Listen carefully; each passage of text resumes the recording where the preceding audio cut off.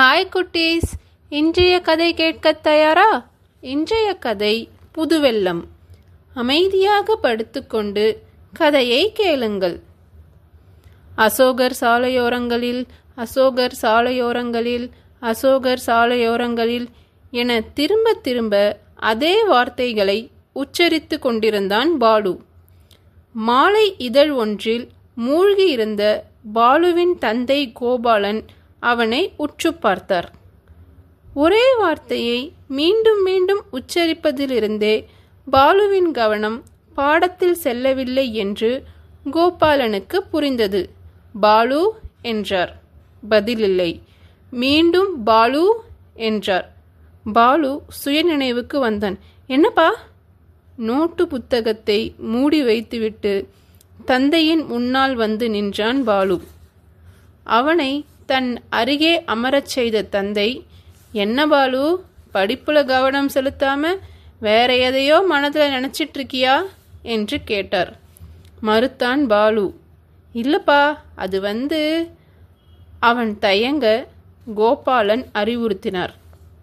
பாலு, பாடம் படிக்கும்பொழுது நம்மோட கவனத்தை செதறவிடக்கூடாது. கவனமாக படித்தாதான் நாம் படிக்கிற கருத்துக்கள் நம்ம மனசில் தங்கும் என்றார். சரிப்பா என்று பாலு மீண்டும் பாட புத்தகத்தை எடுத்து படிக்கத் தொடங்கினான். மறுநாள் அலுவல் நிமித்தமாக வெளியில் சென்றுவிட்டு அப்பொழுதுதான் வீட்டிற்குள் நுழைந்தார் கோபாலன். தயங்கியபடியே அவர் அருகில் வந்தான் பாலு. அப்பா, ரேங்க் கார்டில் கையெழுத்து போடுறீங்களா என்றான். ரேங்க் கார்டை வாங்கிய கோபாலன் பிரித்து மதிப்பெண்ணை பார்த்தார். அதிர்ச்சியடைந்தார். அதனை வெளிக்காட்டிக் கொள்ளாமல் அவனிடம் கேட்டார். என்ன பாலு, எல்லா பாடங்களையும் குறைஞ்ச மதிப்பெண் தான் எடுத்திருக்க? பாலுவின் கண்கள் கலங்கியது. அப்பா, நான் அன்னைக்கே சொல்லணும்னு நினச்சேன், அது என்று தயங்கினான். பாலு, எதுவா இருந்தாலும் தயங்காம சொல்லு, அன்பாய் கேட்டார் கோபாலன். அப்பா, எங்க வகுப்புக்கு புதுசா ஒரு மாணவன் வந்திருக்கான். சேகர்னு பேரு. நல்லா படிக்கிற மாணவன். இந்த தடவை வகுப்புல அவன்தான் முதல் மாணவன். சார் என்ன கேள்வி கேட்டாலும் சரியான பதில உடனடியாக சொல்லிடுறான். அவன் வந்த பிறகு வகுப்புல முதல் மாணவனா இருந்தனா 2ஆம் இடத்துக்கு போய்விட்டேன். ஆசிரியர் கூட இப்ப அவன்கிட்ட தான் பிரியமா நடந்துக்கிறாரு. நான் என்னதான் கஷ்டப்பட்டு படித்தாலும் அவன்தான் முதல் மாணவனா வரான். அதனால தான் என்னால் படிப்பில் முழு கவனத்தையும் செலுத்த முடியல என்றான் பாலு. தன் இயலாமையை விளக்கியிருந்தான் பாலு. கோபாலன் கேட்டார். பாலு, நீ அவன் மேலே பொறாமப்படுறியா? இல்லைப்பா, என்னை விட அவன் திறமசாலின்னு தெரியுது. அப்புறம் ஏன் நான் அவன் மேலே பொறாமப்பட போகிறேன்?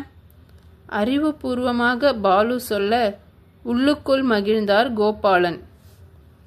பாலுவிடம் பேசினார்.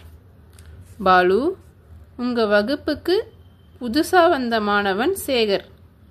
யாரா இருந்தாலும் ஒரு இடத்தை விட்டு இன்னொரு இடத்துக்கு இடம்பெயரும் பொழுது புது இடத்துல தன்னோட திறமைய அதிகமாக வெளிப்படுத்திக்கத்தான் விரும்புவாங்க என்றவர் நிறுத்தினார். அப்பாவையே பார்த்தான் பாலு. கோபாலன் தொடர்ந்தார்.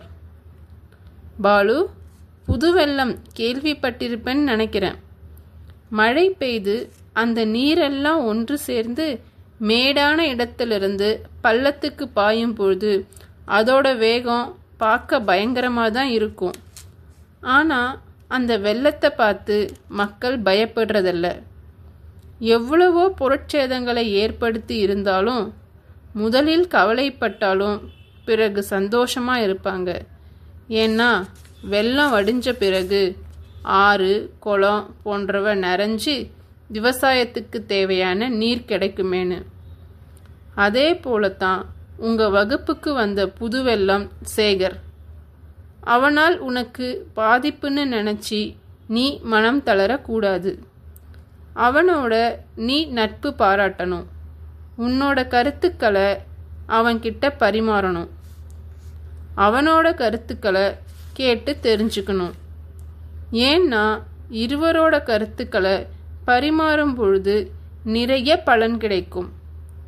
அவனோட சேர்ந்து படித்து நீ மறுபடியும் முதலிடத்துக்கு வரணும் என்றார். தந்தையின் அறிவுரைகள் பாலுவின் மனத்திற்குள் ஒலித்து கொண்டே இருந்தது. மறுநாள் பள்ளி சென்றவுடன் சேகருடன் நட்பு பாராட்டினான். குட்டீஸ், இந்த கதையிலிருந்து நாம் என்ன தெரிஞ்சுக்கிறோம்? மற்றவர்களுடைய வெற்றி நம்மை ஒருபொழுதும் வீழ்த்தாது. அது நம் மென்மேலும் வளர வழிவகுக்கும். ஓகே குட்டீஸ், இப்பொழுது கண்களை மூடிக்கொள்ளுங்கள். மெதுவாக மூச்சை இழுத்து விடுங்கள். உங்கள் மனம் அமைதியாக இருக்கட்டும். இனிய கனவுகள்.